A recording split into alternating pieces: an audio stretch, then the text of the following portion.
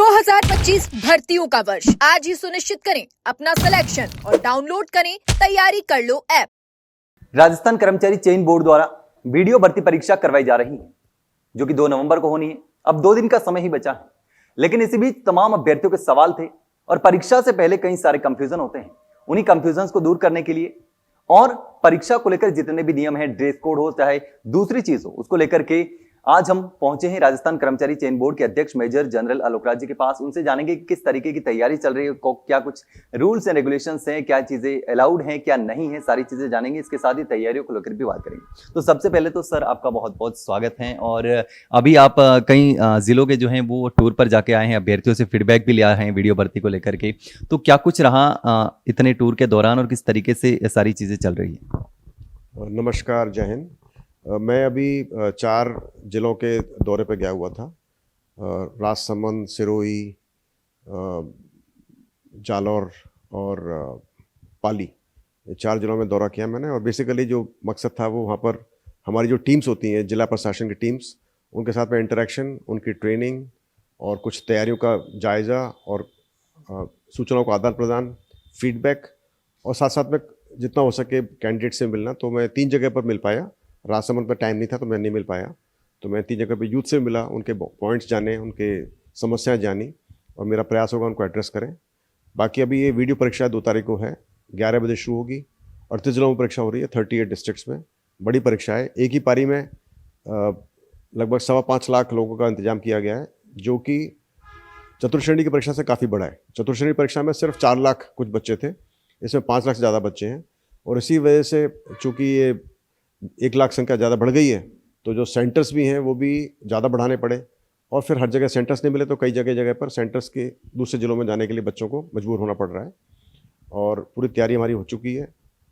चूँकि ये एक हमने फीडबैक आया था कि परीक्षा का टाइम चेंज होना चाहिए, हमने 11 बजे कर दिया। अब मुझे उम्मीद है इससे परीक्षाओं के अंदर सहूलियत रहेगी जो कैंडिडेट्स बाहर से आते हैं शहरों के अंदर। और बाकी आपको कोई सवाल है मुझसे पूछ सकते हैं आप। मौसम काफ़ी जो है इस बार बदलाव हुआ है, उसकी वजह से अभ्यर्थियों का ये भी कहना है कि समय पर पहुंचने में दिक्कत होगी और बारिश भी आ सकती है। तो आपने शायद जवाब भी दिया था, तो किस तरीके की जो है आने जाने को लेकर के और अभ्यर्थियों को क्या सलाह देंगे, क्योंकि 1 मिनट भी अगर लेट हो जाते हैं तो परीक्षा से बाहर हो जाते हैं। देखिए, चाहे कुछ भी कारण हो, यदि आप लेट पहुँचेंगे तो आपको प्रवेश नहीं दिया जाएगा। तो मैं आपके माध्यम से सभी आपके व्यूअर्स को बताना चाहूँगा कि आप प्रयास करें कि परीक्षा केंद्र पर 2-2.5 घंटे पहले पहुँचें, ताकि आपको परेशानी ना हो, आप लेट ना हो। और पहले से अपने सेंटर की जानकारी रखें, उसका एड्रेस, उसकी लोकेशन पता कर लें। अक्सर कुछ कैंडिडेट्स होते हैं जो कि कन्फ्यूजन कर जाते हैं स्कूल के नाम से कि महात्मा गांधी स्कूल 2 तरह के होते हैं, 3 तरह के होते हैं। तो पहले से सारी बातें पता कर लें और थोड़ा एडवांस में टाइम लेकर चलें ताकि लेट ना पहुँचें। बारिश का मौसम हल्का सा है, लेकिन मुझे लगता है 2 तारीख को इतनी बारिश नहीं होगी, और होगी भी तो उसकी आप प्रयास करें, उसकी तैयारी करके चलें। बारिश जा चुकी है, आपने तो बहुत बड़ी बड़ी बारिशों के अंदर परीक्षा दे चुके हैं, अब तो बहुत ही कम वाली बारिश वाला मौसम है, तो मुझे लगता है कि कोई दिक्कत नहीं होगी। लेकिन लोकेशन का जैसे कि आपने बताया, तो आपने जो लोकेशन के साथ में गूगल का लिंक, जो मैप का लिंक है, वो भी शेयर करने को लेकर के काम चल रहा था, तो वो इस पर भर्ती से लागू होगा या फिर इसमें और टाइम लगेगा? जो गूगल के लोकेशन का टाइम थोड़ा और लगेगा। हालांकि हमने इस वीडियो परीक्षा में 5 संभाग मुख्यालयों की जो सेंटर्स हैं उनकी डिटेल्स हमने जारी की हैं। उसमें हमने गाइड मैप दिया है। ये हमने हमारे जो टेक्नोलॉजी पार्टनर हैं RISL, उनके मदद से हमने किया है। और उसके अंदर कैंडिडेट जब अपने एडमिट कार्ड को डाउनलोड करेगा तो एक और बटन खुद नज़र आएगा कि गो टू योर सेंटर या सेंटर लोकेशन। तो वो उसको क्लिक करेगा तो उसको एक मैप नज़र आ जाएगा जो कि बस स्टैंड से या रेलवे स्टेशन से उसको गाइड करेगा कैसे सेंटर तक पहुँचना है। तो मुझे लगता है थोड़ा सा इससे फ़ायदा कुछ हेल्प रहेगी, लेकिन ज़्यादा हेल्प के लिए हम गूगल लोकेशन में काम कर रहे हैं और मुझे उम्मीद है कि जितना जल्दी हो सकेगा उसको भी हम तैयार कर पाएंगे। लेकिन कई सारे नियम हैं जो कि पहली बार वीडियो भर्ती से लागू किए, जो आपने कई इनोवेशंस किए हैं अभ्यर्थियों के फायदे के लिए। एक पारी में परीक्षा करवाई जा रही है, सुबह अब 9 बजे की बजाय 11 बजे कर दिया है। तो ये नए जो नियम लागू किए गए हैं, इनोवेशंस किए गए हैं, इसका किस तरीके से फ़ायदा मिलेगा और क्या कुछ है जो वीडियो भर्ती से लागू हो रहा है? ये बहुत से नए नियम नहीं है, तो खाली बस एक सहूलियत के लिए कुछ स्टेप्स लिए हैं कि भी 11 बजे एग्ज़ाम करा दें, 9 बजे की 10 बजे की बजाय। और ड्रेस कोड के लिए हमने इस बार एक नया ड्रेस कोड जारी किया है। वो पुराना ड्रेस कोड ही है, मामूली फेरबदल की है, लेकिन उसको जो जारी करने का जो फॉर्मेट है उसमें क्लियर लिखा हुआ है कि क्या अभ्यर्थी पहन सकता है क्या नहीं पहन सकता है। उससे थोड़ी सहूलियत रहेगी, अंडरस्टैंडिंग के अंदर अभ्यर्थियों को सहूलियत रहेगी और जो वहाँ पर जांच करते हैं उनको भी सहूलियत रहेगी। और साथ ही साथ अपने एक पावर भी दी है वहाँ पर जो केंद्र अधीक्षक होते हैं कि वो किसी भी कैंडिडेट को वापस ना करें, और कैंडिडेट यदि उसके पास कोई उसकी ड्रेस में ऐसे कोई इशू है जो कि उसमें अनुमत नहीं है तो उसका एफिडेविट जांच करवा ले उस कैंडिडेट के अच्छे से, ताकि उसके पास कोई ब्लूटूथ डिवाइस, कैलकुलेटर, मोबाइल, चाकू, छुरी ना हो, और उसके फिर एफिडेविट लेकर उसको एंट्री करा दें। कोई भी कैंडिडेट को वापस इस आधार पर नहीं भेजा जाएगा कि उसने ड्रेस सही नहीं पहन रखी है। और लेकिन फिर भी मैं आपके जरिए सभी से अनुरोध करूंगा, सभी कैंडिडेट से, सभी युवाओं से, कि वो प्रयास करें कि जो उसमें अनुमति दी हुई है ड्रेस पहनने की वही पहन के जाएं, ताकि उनको कोई परेशानी ना उठानी पड़े। एक चीज़ ये है अपन ने क्या पहन सकते हैं क्या नहीं पहन सकते, इसमें ये भी लिखा है कि जीन्स नहीं पहन सकते, लेकिन ये भी लिखा है कि कोई अगर पहन के आ सकता है तो वापस नहीं भेजेंगे। तो अभ्यर्थियों को ये तो पहले भी अपन ने कहा था कि जीन्स अलाउड नहीं है, लेकिन अब बार बार कहने के बावजूद भी कई अभ्यर्थी जो होते हैं वे गलती कर देते हैं, मेटल की चीज़ें होती हैं। इसके साथ ही सर्दी को लेकर के कई चीज़ें, जैकेट, स्वेटर, किस तरीके के कपड़े पहन के आ सकते हैं, उसमें जो जैकेट पहन के आ गए तो उसमें मेटल के बटन हो सकते हैं, चैन हो सकती है। देखिए वही तो हम कह रहे हैं कि हम किसी को वापस नहीं करेंगे, लेकिन परेशानी उठानी पड़ेगी, उसको जांच करनी पड़ेगी, उसको अलग से ले जाकर जहाँ लड़कियों को चेक करते हैं लड़के को ले जाना पड़ेगा, कपड़े उतरवाने पड़ेंगे, चेक करना पड़ेगा, टाइम लगेगा, टाइम खराब होगा उस कैंडिडेट का भी, हमारा भी। तो इस सबको, और एफिडेविट लेना पड़ेगा, इस सबको अपन अवॉइड कर सकते हैं यदि हम प्रॉपर ड्रेस होकर आएँ और परेशानी ना उठाएं। हमारा मंशा बिल्कुल साफ है, हम चाहते हैं हर एक अभ्यर्थी जो परीक्षा की तैयारी करता है, 3-4 साल में परीक्षा की भर्ती आती है, उसको लॉस नहीं हो इसकी वजह से कि उसने गलत ड्रेस पहन रखी है। मगर अभ्यर्थियों को समझना चाहिए, हमने जो ड्रेस कोड लागू किया है वो इसलिए किया है कि कोई भी अभ्यर्थी यदि Bluetooth device, mobile, calculator, smart watch या कोई चाकू या गन लेकर जाता है, उसको हम पकड़ सकें। और क्यों करना चाहते हैं? ताकि जो परीक्षा बिल्कुल साफ सुथरी हो, फर्जी आदमी वहाँ ना चला जाए, वो आपकी सीट पर कब्जा ना कर ले, वो आपके हक को ना मार ले। आपके हक को बचाने के लिए हमने ये ड्रेस का कोड निकाला है, ताकि पारदर्शी तरीके से परीक्षा हो और हर एक अभ्यर्थी बराबर फुटिंग पर, बराबर लेवल पर परीक्षा दे पाए। इसमें कर्मचारी चयन बोर्ड को फ़ायदा नहीं है, इसमें हर एक उस अभ्यर्थी को फ़ायदा है जो कि मेहनती है, उसने मेहनत की है, तैयारी की है, उसका सिलेक्शन दूसरा आदमी ना ले जाए। इसी वजह से हम चाहते हैं कि आप सब भी इंश्योर करें कि जितना हो सके आप जो ड्रेस दिए उस हिसाब से पहन के जाएँ, और सोचे भी नहीं कि ये लिखा है जीन्स अलाउ कर देंगे, चेक कर लेंगे तो कर देंगे, तो क्यों करना ऐसा? ये तो उसके लिए कि मान लो कोई आदमी, गरीब आदमी, उसके पास जीन्स ही और कुछ कपड़ा ही दूसरा नहीं है, या उसके पास वो और कोई कपड़ा बचा नहीं है, वो उसको पहनकर आ गया, वो उन हालात की हम बात कर रहे हैं। तो आप सबने सहयोग करना है, आप सहयोग नहीं करेंगे तो हम इसको फिर आगे लागू नहीं कर पाएंगे। एक मेहंदी को लेकर है कि मेहंदी लगाते हैं महिला अभ्यर्थी, खास करके क्योंकि सीजन जो है वो शादी का चल रहा है। देखिए आप सबको समझना होगा कि हमने अभी बायोमेट्रिक्स और फेस स्कैन लागू किया है जनवरी 2025 से, और मेहंदी लगाकर आप आ सकते हो, कोई दिक्कत नहीं है। सिर्फ आपका बायोमेट्रिक्स होना चाहिए, यदि बायोमेट्रिक्स नहीं हो पा रहा है तो उसका मतलब फिर अलाउ नहीं होगा। तो आप मेहंदी भी लगाओ, तो कृपा करके जो आपके उंगली के जो टॉप्स होते हैं यहाँ पर, इन पर ना लगाओ, ताकि आपका बायोमेट्रिक्स हो जाए।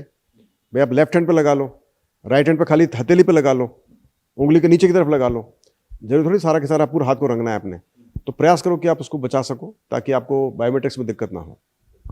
एक ये भी कहा जा रहा था कि जो देवउठनी एकादशी है, जिसकी वजह से अभ्यर्थियों को आने जाने में दिक्कत हो सकती है, तो परीक्षा की डेट को लेकर, हालांकि अब परीक्षा होने जा रही है, तो उसको लेकर के कुछ इश्यू हो सकता है। हालांकि अब क्या किस तरीके से जो व्यवस्थाएं हैं उसको लेकर परेशानी उठानी पड़ सकती है अभ्यर्थियों को। नहीं, देखिए ऐसा है कि ये सब जो ये काम है चलते रहते हैं, ये सरकारी परीक्षाएं हैं, सरकारी परीक्षाएं तो आपको करानी पड़ेंगी। अभी हम उसको पोस्टपोन करेंगे तो और कुछ दूसरे को छुट्टी आ जाएगी और कोई परेशानी आ जाएगी, ये चलता रहेगा। और शादियों का सिलसिला तो चलता रहता है। तो मैं समझता हूँ कि इस बात को कुछ लोगों ने उठाया है, लेकिन 99% लोगों को इसमें कोई दिक्कत नहीं है। और जिनको दिक्कत है वो समझता हूँ वो भी इस बात को समझते हैं कि ये परीक्षा कराना जरूरी है और दिए हुए तिथि पर कराना जरूरी है। तो मुझे उम्मीद है वो सभी सहयोग करेंगे और परीक्षा अटेंड करके फिर शादी करा लेंगे या फिर शादी अटेंड कर लेंगे, क्योंकि परीक्षा 2 बजे समाप्त हो जाएगी। आमतौर पर जो शादियाँ होती हैं वो शाम के वक्त होती हैं, रात के वक्त होती हैं, सुबह के वक्त होती हैं। तो मैं समझता हूँ इस समय कोई परीक्षा शादी नहीं हो रही होगी, और यदि हो रही होगी थोड़ा एडजस्ट करेंगे हमारे साथ में। जैसे कि आप वीडियो भर्ती सिंगल पारी में करवा रहे हैं, तो आने वाली जो परीक्षाएं हैं उनको भी सिंगल पारी में करवाने की योजना है, क्योंकि पहले भी जब पशु परिचर में नॉर्मलाइजेशन हुआ तो अभ्यर्थियों ने मुद्दा उठाया, फिर 4th ग्रेड में हुआ। हालांकि इसमें आपने एक ही पारी में पहली बार इतने ज़्यादा अभ्यर्थियों की परीक्षा करवाई है। जब 4th ग्रेड की बारी आई थी तो फिर 4-4 लाख बांट दिए गए थे। तो आने वाली परीक्षाओं को किस तरीके से एक पारी में करवाने की योजना बना रहे हैं, क्योंकि टाइम भी शेड्यूल है, तो एक दिन में भी आप एक पारी करवाने की योजना बना रहे हैं कि 11 से 2 होगी, फिर अभ्यर्थी आ जा सकते हैं आराम से घर पे। देखिए, डिपेंड करता है कि कितने बच्चों ने फॉर्म भरा है। यदि फॉर्म 7 लाख, 6 लाख, 8 लाख ने भरा है तो शायद हम उसको 2 पारियों में कराएंगे या 3 पारियों में कराएंगे, डिपेंड करता है कितने लोगों ने फॉर्म भरा है। लेकिन 5 लाख तक होगा तो हम प्रयास करेंगे उसको एक पारी में कराएं। एक पारी में कराने में काफ़ी मुश्किलें आती हैं। जैसे कोई मैंने बताया, अभी बहुत सारे बच्चे कंप्लेन कर रहे हैं कि हमारे को सेंटर आपने निकाल दिया, हमको यहाँ से वहाँ भेज दिया। तो चूंकि 5 लाख जब कराते हैं तो हमको बहुत सारे सेंटर लेने पड़ते हैं जो कि हमको सही जगह नहीं मिल पाते हैं। तो फिर कुछ बच्चों को अपने गृह जिले से दूर जाना पड़ता है, और जो सेंटर हम चाहते हैं सेंटर सुरक्षित हो, और उसके लिए बहुत प्रयास करना पड़ता है, बहुत मेहनत करनी पड़ती है, सारे प्राइवेट स्कूल कॉलेजेस को लेना पड़ता है। तो ये बार बार संभव नहीं हो पाता है। इसलिए वैसे हमने इसको संडे के दिन रखा था इस परीक्षा को, और हमारी खुशकिस्मती है कि हमको ये सेंटर सारे मिल गए। इसके बावजूद भी कई बार जिलों से परेशानी हुई, उन्होंने चेंज भी किया सेंटर, मगर ईश्वर कृपा से भी सब सही चल रहा है, कोई दिक्कत नहीं है। और हमारा वैसे प्रयास है कि हम एक पारी में कराएं, लेकिन बहुत ज़्यादा बच्चे होंगे, 6 लाख, 7 लाख, 8 लाख या ज़्यादा, तो फिर हमको लगता नहीं कि हम उसको एक पारी में करा पाएंगे। एक चीज़ मेरे को याद आ रही है, 4th ग्रेड की जब एग्जाम हुआ था तो कई महिला अभ्यर्थियों से दुपट्टा उतरवा करके रखवा दिया गया था, तो उसको लेकर के इश्यू उठा था, उसको आपने शायद ट्वीट पे कोई रिप्लाई भी किया था। तो अब इसमें कोई नए वापस से उनको गाइड किया है कि इस तरीके से ना हो? देखिए, जो ड्रेस कोड है उसमें साफ लिखा हुआ है कि चुन्नी अलाउड है, अनुमति है, लिखा हुआ है, कैंडिडेट को पता है, जो टीम होती है उनको पता है, उनको भी हमने ड्रेस कोड दे दिया है, सारी टीम को बता दिया, सभी सीएस को बताया है। जो मेरी विजिट होती है अलग अलग ज़िले में, उसका मकसद यही होता है कि मैं जाके उनको गाइड करूं, उनको बताऊं, उनको मैं संवेदनशील बनाऊं इस बारे में कि क्या क्या चीज़ें, क्योंकि मैं समझता हूं कि एक लड़की होती है जो कि दुपट्टा पहनने की आदी होती है, उसको दुपट्टा आप उतार के रखें तो उसको असहज महसूस होता है। मैं समझता हूँ इस बात को, और इसी वजह से फिर मैंने ये ट्वीट भी किया था, और मैं दोबारा इसी वजह से हमने इसको ड्रेस कोड में चेंज किया है। उसमें बिल्कुल क्लियर लिखा हुआ है कि चुन्नी अलाउड है। तो बस वो चुन्नी कपड़े का हिस्सा है, वेशभूषा का हिस्सा है, वो अलाउड है, बिल्कुल कोई दिक्कत नहीं उसमें। और मुझे लगता नहीं इसमें कोई दिक्कत होगी। और मैं आपके माध्यम से बोलना चाहूँगा, यदि कोई कैंडिडेट को दिक्कत होती है तो वहीं पर वो दिखाए। अभी क्या करते हैं, कैंडिडेट अपने एडमिट कार्ड को प्रिंट ही नहीं करते हैं, वो खाली पहला पन्ना ले जाते हैं, जबकि उसके अंदर पीछे हमने पूरे ड्रेस कोड का भी हमने ऐड किया है, और हमने इसका नोटिफिकेशन भी दिया है। तो मैं उन लड़कियों से रिक्वेस्ट करूँगा जो कि दुपट्टा पहनती हैं, वो साथ में कॉपी लेकर जाएँ ड्रेस कोड की, और वहाँ पर दिखाएँ, और फिर एडमिट कार्ड का ही हमारी नोटिफिकेशन ले जाएं और दिखाएं कि साहब देखो क्लियर कट लिखा हुआ है कि इसमें चुन्नी लिखी हुई है। और हमने वो गाइड भी किया सभी सीएस को, और सभी कल मैंने वीडियो कॉन्फ्रेंस की थी 38 जिलों की, और सभी को वीडियो कॉन्फ्रेंस के माध्यम से मैंने बताया भी था कि ड्रेस कोड का जो नया नोटिफिकेशन है उसके मुताबिक ही आप जाँच करें, और किसी प्रकार की कोई परेशानी और दुविधा बच्चों को ना हो। तो मैं उम्मीद करता हूँ कि सभी जिला प्रशासन उसको मुस्तैदी से काम करेंगे, और जो प्रक्रिया पहले परेशानी होती थी बच्चों को, वो नहीं होगी। कि जब एग्ज़ाम ख़त्म हो जाता है तो 10 मिनट का समय होता है OMR शीट में जो भी चीज़ें भरनी है उसके लिए, लेकिन कई जगह ऐसा होता है कि 10 मिनट पहले पेपर ले लिया जाता है और कई बार 10 मिनट के सॉल्व करने के लिए दे दिया जाता है। तो ये 10 मिनट में थोड़ा सा इश्यू होता है कि पहले पेपर ले लिया तो दूसरे अभ्यर्थी 10 मिनट में सॉल्व कर सकते हैं, तो थोड़ा सा वो 1-2 क्वेश्चन ज़्यादा कर लेते हैं। देखिए, जो विभागीय नियम हैं वो हैं, उसने स्पेसिफाई किया हुआ कितने घंटे की परीक्षा होगी, 2 घंटे की, 3 घंटे की, 2.5 घंटे की। जैसे वीडियो परीक्षा 3 घंटे की है तो 11 से 2 बजे परीक्षा होगी।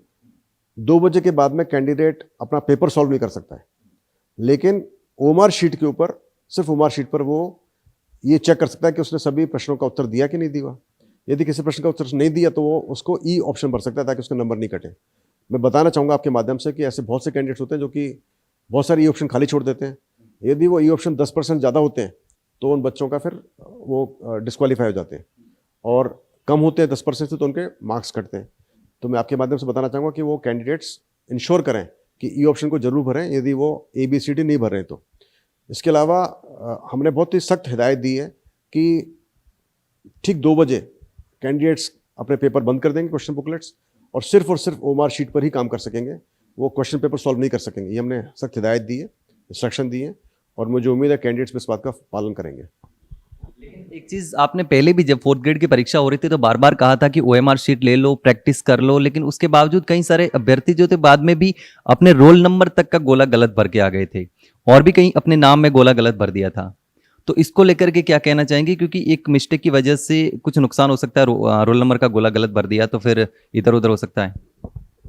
देखिए, ऐसे बहुत ही कम बच्चे होते हैं जिनकी मिस्टेक होती है, कोई 100 में से 4 बच्चे, 5 बच्चे होते हैं। अब मिस्टेक करेंगे तो फिर नुकसान तो होगा ही। तो आपके माध्यम से मैं दोबारा रिक्वेस्ट करूंगा सभी बच्चों से कि वो प्रैक्टिस कर लें, अपने OMR शीट के ऊपर एक कच्चा OMR शीट बना लें, प्रैक्टिस कर लें, और फिर वहाँ जाकर जब OMR शीट में रोल नंबर भरते हैं जल्दीबाजी नहीं करें, उनके पास टाइम होता है, आराम से करें। वो 6 गोले तो मारने होते हैं, 6-7 गोले मारने होते हैं, मार लेंगे वो गोले। तो मुझे लगता है ऐसी दिक्कत नहीं होगी। और उसके बाद भी होती तो फिर वो अपनी एक पीजी दे सकते हैं कि भाई हमारे साथ गलती हो गई है, हम उसको चेक कर सकेंगे बाद में। क्लियर के गए अभ्यर्थियों का इससे मेरे पास क्वेश्चन आए थे, फोन भी आ रहे थे कि हमने रोल नंबर का गोला गलत भर दिया, नाम का गोला गलत भर दिया, तो इसका कोई क्या सॉल्यूशन है? बाद में क्या कर सकते हैं वो कि हमने गलत भर दिया, एग्जाम तो हो गया, अब क्या कर सकते हैं? उसका सोल्यूशन हमारे पास है, हम करते हैं अपना सोल्यूशन। तो उसके बारे में बताने की बहुत ज़्यादा ज़रूरत नहीं है, वो ज़्यादा परेशान नहीं हो। यदि उन्होंने गलती की है तो उनको हमने बोला है कि पेनल्टी लगाते हैं हम, वो बता रखा है हमने। और लेकिन ऐसा नहीं कि मैं जानना चाहूँगा आपके माध्यम से एक भी बच्चे का नाम जिसने गोले की वजह से उसका सिलेक्शन नहीं हुआ, ऐसा कोई भी नहीं है। तो हम उसका टेंशन लेने की ज़रूरत नहीं है। हाँ, नहीं टेंशन लेना चाहिए क्योंकि नेचुरली पेनल्टी लगती है, तो टेंशन लेना चाहिए और प्रयास करना चाहिए कि वो ऐसा ना हो। अब क्या कुछ कहना चाहेंगे वीडियो भर्ती के अभ्यर्थियों को जो कि परीक्षा देने वाले हैं, 5,40,000 के आसपास हैं, तो उन तमाम अभ्यर्थियों को आपकी तरफ से क्या मैसेज रहेगा, किस तरीके से और कौन से ध्यान रखने हैं जब पेपर सॉल्व करना होता है? और क्योंकि अब तैयारी का समय तो लगभग खत्म हो चुका है, अब आने जाने का समय रहेगा एग्जाम सेंटर को लेकर के। मैं सभी वीडियो के अभ्यर्थियों को शुभकामनाएं देना चाहूँगा, ऑल द बेस्ट बोलना चाहूँगा। आप सबसे रिक्वेस्ट करना चाहूँगा कि आप टाइम से अपने सेंटर पर पहुँचें, सही सेंटर पर पहुँचें, ड्रेस कोड का ध्यान रखें और जाके अपनी ही सीट पे बैठें। कुछ हम हर पारी के अंदर, हर परीक्षा में 1-2 बच्चे ऐसे होते हैं जो गलत सीट पे जाके बैठ जाते हैं। तो प्रयास करें कि आप अपना रोल नंबर पूरा तरह चेक करें, खाली लास्ट 3 डिजिट चेक नहीं करें। और उसके बाद में फिर आप जब वहाँ बैठ जाते हैं, फिर अपनी धैर्य बनाए रखें, शांति बनाए रखें, मन को स्थिर रखें और फिर जैसे आपने तैयारी की है, क्वेश्चंस को आप सॉल्व करें। और क्वेश्चन को आपने सॉल्व नहीं कर रहा है, आपको लग रहा है कि आपको कोई आंसर नहीं आता है, ABCD में कुछ नहीं आता है, तो आप ई भरें और रोल नंबर वगैरह ढंग से भरें, बुकलेट नंबर ढंग से भरें और नकल से, किसी की हेल्प करने से, खुद की हेल्प करने से बचें क्योंकि वो आपको काफ़ी दुविधा में फंसा सकता है, संकट में फंसा सकता है। मुझे उम्मीद है कि आप अच्छा काम करेंगे और सफल होंगे। एक अंतिम सवाल ये भी है कि अगर अभ्यर्थियों को लगता है कि कहीं कुछ गड़बड़ हो रही है, सील खुली मिल गई, पेपर में कोई कटा फटा है, तो वहाँ पर क्या हो जाता है, विवाद की स्थिति बन जाती है, बहस हो जाती है, फिर बाहर आके शिकायत करते हैं, तो उन अभ्यर्थियों को क्या करना चाहिए जब उनके साथ ऐसा कुछ भी हो जाता है, तो किस तरीके से शिकायत कर सकते हैं? सबसे बड़ी बात तो वैसे ऐसा होता नहीं है, लेकिन कभी कभार ऐसा होता है कि किसी एक पेपर की सील टूटी लिखी, 3 सील होती हैं, मान लो एक टूटी मिली, तो हम चाहेंगे कि ऐसे केसेस में अभ्यर्थी इन्विजिलेटर को बताए, वीक्षक को बताए कि साहब यहाँ पे सील टूटी हुई, दिखाए उसको। और फिर हमने सभी वीक्षकों को भी निर्देशित किया है कि वो भी हमको फौरन इसकी रिपोर्ट दें, हम संज्ञान में लेकर आएँ कि साहब यहाँ पर एक पेपर की एक सील टूटी मिली है, तीनों सील टूटी हैं, जो भी है, जहाँ पर भी कमी है, फिर हम अपने हिसाब से निर्णय लेंगे। और लेकिन एक अनुशासन बनाना बहुत आवश्यक है। हम सब एक टीम है, हम कोई विदेशी लोग नहीं हैं, हम लोग आपस में दूसरा काम कर रहे हैं और अभ्यर्थी भी इसी टीम का एक हिस्सा है। तो मुझे उम्मीद है कि वो अपना अनुशासन बनाए रखेंगे, धैर्य बनाए रखेंगे और साथ साथ में वो इंश्योर करें कि जब पेपर शुरू होता है, पेपर मिलते ही सबसे पहले सभी कैंडिडेट्स अपना पेपर जांच कर लें, क्योंकि पेपर जो प्रिंटिंग होती है कंप्यूटर्स होती है और अक्सर वैसे प्रिंटिंग को दिक्कत नहीं होती, कभी कभार किसी सीरीज़ में दिक्कत हो जाती है। जैसे एक परीक्षा में हुई थी, कुछ 3-4 क्वेश्चन गलत प्रिंट हो गए थे या प्रिंट नहीं हुए थे। तो उस हालत के अंदर यदि अभ्यर्थी विदिन इनिशियल 5 मिनट में बता देता है कि मेरा पेपर में क्वेश्चन मिसिंग है या पेपर मिस प्रिंट है, तो उसका पेपर बदली कर दिया जाता है। यदि 5 मिनट के बाद बताता है तो फिर उसके बाद हम कुछ हेल्प नहीं कर पाते, तो फिर उस कैंडिडेट को उसी पेपर से चलना पड़ता है।